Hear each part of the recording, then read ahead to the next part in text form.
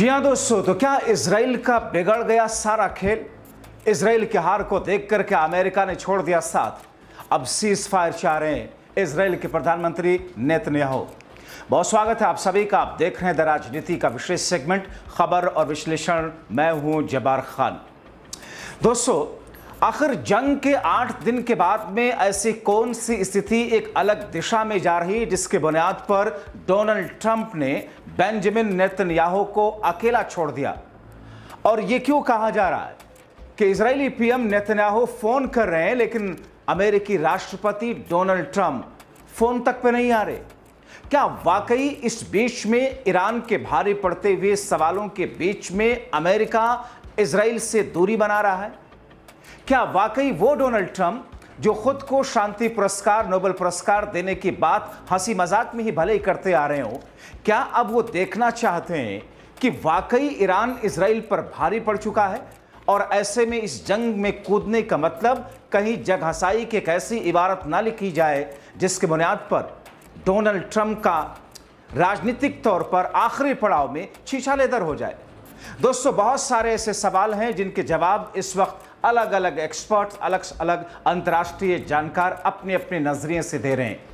मगर दोस्तों, जब मैंने वैश्विक स्तर पर ईरान और इजराइल के युद्ध के इंपैक्ट को लेकर के समझने की कोशिश और रिसर्च करना शुरू किया, कई सारे एक्सपर्ट्स से इसको जानने की कोशिश की, तो जो बातें सामने निकल कर आई वो दरअसल इजराइल के लिए बेहद चिंताजनक है, डोनाल्ड ट्रंप के लिए एक बेहद असहज स्थिति में लाने वाली है। मगर इसीलिए वो अगले 13 दिनों तक इस जंग में ना कूदने का फैसला उन्होंने ले लिया। एक तरीके से डोनाल्ड ट्रंप ने इजराइल को अकेले छोड़ दिया। क्या अगले 13 दिनों तक इजराइल ईरान के साथ में जंग लड़ते हुए खुद को सुरक्षित रख पाएगा? क्या वो ईरान जिसे मिसाइल किंग कहा जाता है, जिसके बारे में ये बातें कही जाती हैं कि अगर रोजाना वो 100 मिसाइल दागे और लगातार 3 साल तक भी मिसाइल दागे ईरान, तो भी उसके मिसाइल के भंडारे में, जखीरे में कमी नहीं आएगी। मगर दूसरी तरफ इजराइल में जिस अंदाज में वहां का एयर डिफेंस सिस्टम बेदम होता नजर आ रहा है, इतने दिनों तक इजराइल अकेले ईरान के मुकाबले कहीं भी नहीं ठहर पाएगा। तो दोस्तों, आपको विस्तार से बताते हैं कि मैंने अपनी रिसर्च में पाया क्या। अंतर्राष्ट्रीय मामलों के जानकार और खासतौर पर वैश्विक स्तर पर कूटनीति के साथ साथ युद्ध नीति और मौजूदा वक्त में देशों के एक दूसरे से हालात और गुटबंदी, इन तमाम चीजों के बीच में असली स्थिति है क्या। दोस्तों, आपको बताएं कि जैसा कि आपको हमने कल बताया था कि किस तरीके से अमेरिकी राष्ट्रपति डोनाल्ड ट्रंप ने यह ऐलान कर दिया कि उस युद्ध में नहीं उतर रहे हैं। उन्होंने कहा कि मैं अगले 2 हफ्तों तक इस युद्ध को देखूंगा, वॉच करूंगा और उसके बाद में मुझे उतरना है या नहीं उतरना है उसके बाद में कोई फैसला लूंगा। क्या 2 हफ्तों तक इजराइल अकेले ईरान के सामने टिक पाएगा? जवाब है नहीं, कतई नहीं, बिल्कुल नहीं। क्योंकि दोस्तों, महज 9 दिनों के भीतर 9वें दिन इस वक्त इजराइल कराह रहा है ईरान की मार की वजह से। क्योंकि इजराइल पर ईरान ने उन जगहों को चुन चुन करके निशाना बनाया जिसमें इजराइल की नाक जिसे कहा जाता है, इजराइल का ताज जिसे कहा जाता है, मोसाद, दुनिया का सबसे मजबूत इंटेलिजेंस मोसाद इजराइल का, उसके दफ्तर पर पहले ही हमला कर चुका है।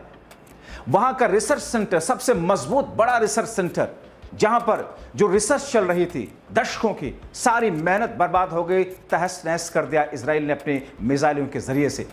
इसी तरीके से अब कुछ ऐसे सैन्य ठिकानों पर इजराइल में ईरान ने अटैक किया जहां पर अस्पताल चल रहे थे और जिसकी आड़ को लेकर के इजरायली पीएम बेंजामिन नेतन्याहू ने एक तरीके से मानवता की बात करनी शुरू कर दी। मगर दोस्तों, अमेरिका के नजरिए से देखें तो आप देख रहे होंगे कि किस तौर पर डोनाल्ड ट्रंप एक राजनीतिज्ञ से ज्यादा, एक पॉलिटिशियन से ज्यादा एक बिजनेसमैन है, एक बिजनेस माइंडेड शख्स हैं। उनके बारे में कहा जाता है कि वो राजनीति को भी बिजनेस के हिसाब से तोल मोल करके फैसला लेते हैं। और इस बीच में जबकि उन्होंने कई बार कई मंचों से कह दिया कि मैंने भारत और पाकिस्तान के युद्ध को रुकवाया, मैंने दुनिया के अंदर शांति लाने का आह्वान किया है, लेकिन मुझे ये लोग नोबेल पुरस्कार थोड़ी देंगे। तो दरअसल अमेरिकी राष्ट्रपति डोनाल्ड ट्रंप के मन में अपनी प्रोफाइलिंग को लेकर के इस वक्त सबसे ज्यादा उनकी सबसे पहली प्राथमिकता उनकी प्रोफाइलिंग है। तो पहली चीज, अमेरिका इस युद्ध में उसी समय पर कूदेगा, उसी अंदाज में कूदेगा जब उसको यह लगेगा कि वो इस युद्ध में कूद करके ईरान को बुरी तरीके से तहस नहस करके और ईरान में तख्ता पलट करके वापस फिर अमेरिका जाए शान शौकत के साथ में। मगर दोस्तों, ये इतना आसान है ही नहीं, और इस बात को अच्छी तरीके से समझते हैं अमेरिकी राष्ट्रपति डोनाल्ड ट्रंप, क्योंकि एक बार अगर अमेरिका इस जंग में इजराइल के साथ में कूदा तो फिर बिना ईरान को पूरी तरीके से खत्म किए इराक के तरह से अमेरिका का वापस जाना, अमेरिका की साख, अमेरिका की ईगो, डोनाल्ड ट्रंप की जो प्रोफाइलिंग है उसके लिए एक बहुत बड़ा धक्का होगा। और दूसरे सारे देश उस वक्त जिस अंदाज में खड़े होंगे उसे समझा जा सकता है। तो दरअसल डोनाल्ड ट्रंप ये नहीं चाहते, क्योंकि वो जानते हैं कि इतना आसान नहीं है, सीधे तौर पर इजराइल की धरती पर जाकर के वो लड़ नहीं सकते हैं। अमेरिका को यह पता है कि अमेरिका में बैठ करके फाइटर जेट के माध्यम से ही सिर्फ अब ईरान पर अटैक करके इस जंग को नहीं जीता जा सकता है। इसके लिए जैसे इराक में अमेरिका उतरा था, अफगानिस्तान में अमेरिका उतरा था, वहां पर उनकी फौज उतरी थी, ईरान में फौज उतारनी पड़ेगी। मगर ईरान में फौज उतारना इस वक्त अमेरिका के लिए ऑप्शन है ही नहीं दोस्तों, पहली चीज। दूसरी चीज, अमेरिका ये जानते हैं कि इजराइल अमेरिका के शह पर है। डोनाल्ड ट्रंप ये जानते हैं और मानते हैं कि उन्हीं के कहने पर इजराइल ने अटैक करना शुरू किया। मगर इस बीच में दरअसल वो जान लेना चाहते हैं अगले 12-14 दिनों के भीतर कि वाकई ईरान इतना ताकतवर इस बीच में हो चुका है, वाकई इजराइल अकेले कमजोर पड़ जाएगा। वो परखना चाहते हैं कि जंग की स्थिति है क्या।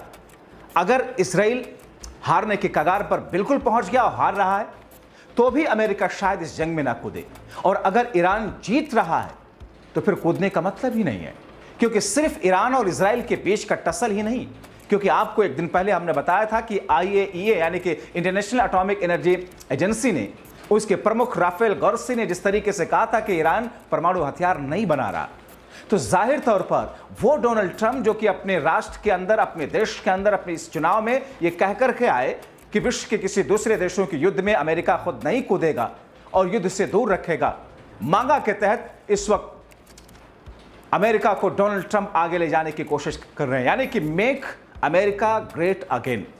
ऐसी स्थिति में वहां की जनता में भी बंटवारा है। वहां की जनता युद्ध नहीं चाहती है, वो नहीं चाहती है कि काफी बड़ी तादाद है ऐसे लोगों की अमेरिका में जो नहीं चाहते हैं कि डोनाल्ड ट्रंप ईरान के खिलाफ में इजराइल के साथ में इस युद्ध में उतरे। तो एक बड़ी चीज ये कि उनके अंदर जो पॉलिटिकल सिनारियो उनके देश के अंदर और उनकी जनता का जो मिजाज है और उनका जो मैनिफेस्टो में किया गया दावा और वादा था, उसके तहत भी वो इस युद्ध में नहीं कूदना। भले ही बीच में उन्होंने कहा कि हम कूद भी सकते हैं, नहीं भी कूद सकते हैं, हम अटैक करेंगे, ईरान तबाह हो जाएगा, बड़े बड़े दावे, बड़े बड़े हिंदी फिल्मों की तरीके से डायलॉग उन्होंने बोला। लेकिन डोनाल्ड ट्रंप जो बोलते हैं, जो सोचते हैं, जो करते हैं, दरअसल उन सब के पीछे उनका अमेरिका और उनका अपना व्यक्तित्व और उसकी प्रोफाइलिंग इस वक्त उनके लिए बहुत मायने रख रही है। और तीसरी चीज, अमेरिका के नजरिए से अमेरिका ये चाहते हैं कि अब इजराइल आए और खुल करके उनसे कहे कि महाराज, गुरुजी आइए और हमारे साथ में खड़े होइए, हम बर्बाद हो रहे हैं, हमें ईरान तबाह कर रहा है और आने वाले दिनों में अगर आप लंबा खींचे नहीं आए हम पूरी तरीके से मिट जाएंगे। और ये चीज बेंजामिन नेतन्याहू खुल करके अमेरिका से कह नहीं रहे हैं, हालांकि वो उम्मीद जरूर कह रहे हैं। सांकेतिक तौर पर उनके कुछ जुमले बेंजामिन नेतन्याहू के, उनकी कुछ बातें ऐसी आई जिसमें वो चाहते हैं कि अमेरिका आए, उनके साथ में जंग में कूदे, मगर अमेरिका, डोनाल्ड ट्रंप खुद को इस बात से रोक रहे हैं। दूसरी तरफ दरअसल आपने देखा कि पाकिस्तान के आर्मी चीफ आसिम मुनीर को डोनाल्ड ट्रंप ने अभी हाल में ही 2 दिन पहले ही बुला करके व्हाइट हाउस में मेजबानी की, लंच खिलाया, बातचीत की, और उसके बाद डोनाल्ड ट्रंप ने जो बयान दिया कि मोदी शानदार लेकिन आई लव पाकिस्तान, जाहिर तौर पर इस जड़ में भी ईरान इजराइल के युद्ध के बीच में पाकिस्तान का कनेक्शन भी एक बहुत बड़ा एंगल दे रहा है, क्योंकि अमेरिका ये सेट करना चाहता है, डोनाल्ड ट्रंप ये सेट करना चाहते हैं पाकिस्तान से कि अगर वो जंग में कूद रहे हैं इजराइल और ईरान के, तो कहीं पाकिस्तान ईरान के साथ में खड़ा होकर के खुल करके किसी स्तर पर कोई हमला तो नहीं करेगा, कहीं परमाणु अटैक करने की कोशिश तो नहीं करेगा। क्योंकि अमेरिका जिस हिसाब से ईरान के खिलाफ खड़ा होने के लिए जो गल्फ के दूसरे कंट्रीज है ईरान के आसपास में अगर देखें, जहां पर अमेरिका के ट्रूप्स हैं, वहां पर उनकी फौजें तैनात हैं, जहां पर अब अमेरिका ने अपनी सक्रियता को और बढ़ा दी है, वैसे ही भारत और चाइना के नजरिए से अमेरिका पाकिस्तान को एक बहुत बड़ा बेस अपना मानता है। इसलिए आपने देखा भारत और पाकिस्तान के बीच के युद्ध में अमेरिका पाकिस्तान के साथ एक तरीके से अंदर खाने कहीं ना कहीं भारत के मुकाबले पाकिस्तान के साथ खड़ा होता हुआ नजर आया। हालांकि उसने ऐसा कहा नहीं, लेकिन जो कूटनीतिक राजनीतिक जानकार हैं वो इस बात को कह रहे हैं। तो ऐसी स्थिति में डोनाल्ड ट्रंप और आसिम मुनीर, पाकिस्तानी आर्मी चीफ आसिम मुनीर की जब बातचीत हुई, इस बात को सुनिश्चित कर लेना चाहते थे, लेकिन वो जानते हैं कि पाकिस्तान के जरिए ऐसा सुनिश्चित करने के बावजूद भी जब वक्त आएगा तो कुछ भी हो सकता है। यह डर भी दरअसल डोनाल्ड ट्रंप को इस वक्त है। और इसके अलावा कुछ ऐसी चीजें जिसमें आप देखें कि किस तौर पर ईरान के पास में भी, ईरान वो पहले वाला ईरान नहीं रहा। जैसा कि मैंने आपको शुरू में बताया कि ईरान अगर रोजाना 100 मिसाइल भी दागे और लगातार 3 साल तक वो मिसाइल दागता रहे, फिर भी उसके मिसाइल का जखीरा खत्म होने वाला नहीं, क्योंकि उसने इतनी मिसाइलें बना ली हैं। दोस्तों, अमेरिका ने देखा कि इजराइल जिसका एयर डिफेंस सिस्टम इतना मजबूत है, अभेद माना जाता था, उसे भेद दिया। जिस अंदाज में जो नीति ही ईरान की अटैक की, और ईरान ने जिस तरीके से बढ़ करके, जिस हौसले के साथ फ्रंट फुट पर आकर के जो बातें कही हैं, जिस तरीके से चेतावनी इजराइल के साथ साथ में दुनिया के सभी देशों को दी, अमेरिका को भी, कि अगर कोई इसमें युद्ध में कूदा तो फिर उसके नतीजे भयंकर होंगे। तो दरअसल इन तमाम चीजों को देख करके, समझ करके, सारी चीजों को कैलकुलेट करके इस वक्त डोनाल्ड ट्रंप रुके हुए हैं। और सिर्फ रुके हुए नहीं हैं, अभी भी वो 14 से 13 दिन, 12 से 13 दिन वो चाहते हैं, इंतजार करना चाहते हैं, देखना चाहते हैं। जाहिर तौर पर ये 10 से 12-13 दिन बेहद महत्वपूर्ण होंगे। लेकिन दोस्तों, अमेरिका इस जंग में नहीं कूदेगा, यही ज्यादातर जानकार मान करके चल रहे हैं, क्योंकि अमेरिका अपने देश की जनता को ज्यादा आक्रोशित नहीं करेगा। और दूसरी तरफ दोस्तों, डोनाल्ड ट्रंप जिस तरीके से अमेरिका को मांगा के कॉन्सर्ट पे, यानी कि मेक अमेरिका ग्रेट अगेन वाले कॉन्सर्ट में जिस तरीके से वादा और दावा किया था, जनता उनकी नहीं चाहती कि अमेरिका इस जंग में कूदे, इसलिए इससे हट करके भी वो नोबेल पुरस्कार चाहते हैं। जैसा कि वो कई बार कह चुके हैं, इच्छा जता चुके हैं, वो जानते हैं कि आगे उनका राजनीतिक करियर नहीं है, क्योंकि अमेरिका में 2 बार से ज्यादा अमेरिकी राष्ट्रपति के पद के लिए, चुनाव के लिए नहीं लड़ा जा सकता।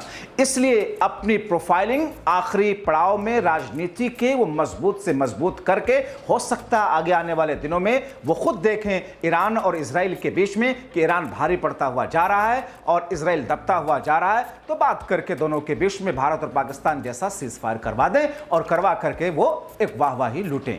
उनके पास में एक और कहने के लिए बात हो जाए कि देखो, हमने 2 परमाणु देशों के बीच में सीजफायर कराया, भारत और पाकिस्तान के बीच, अमेरिका और इजराइल के बीच में करा दिया, ईरान और इजराइल के बीच में करा दिया, और ऐसे में चांसेस नोबेल पुरस्कार के उनके ज्यादा बन जाए।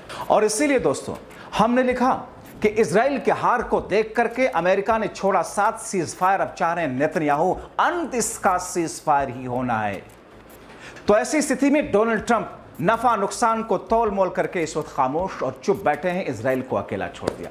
आप क्या सोचते हैं दोस्तों इस खबर पर? अपनी राय कमेंट बॉक्स में जरूर लिखें। अभी के लिए इतना ही, बहुत शुक्रिया।